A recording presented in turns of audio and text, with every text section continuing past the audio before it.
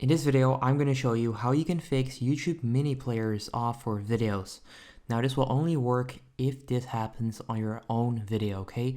So as you can see right there, if I just play this video and then if I try and watch it in a MiniPlayer, it's not working, okay? So in this video, I'll show you how you can fix that for your own video. Now, what you want to do, you want to go to YouTube Studio. So download the YouTube Studio app and then click on the video that this is happening on, and then go to edit. So click on the edit icon and click on advanced settings right there. Scroll down and then right there you'll see yes, it's made for kids. You want to click on that and click on no, it's not made for kids, and then click on save.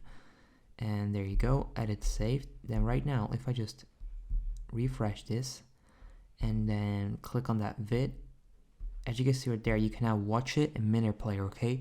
So this is how you can fix MiniPlayers off for your own videos. Now keep in mind that you only need to do this if the video is not made for kids, and if this is you can only do this if this is your own video, okay? If this happens when watching somebody else's video, you cannot fix that. Now if this video helps you out, make sure you go ahead and leave a like, and I'll see you in the next one.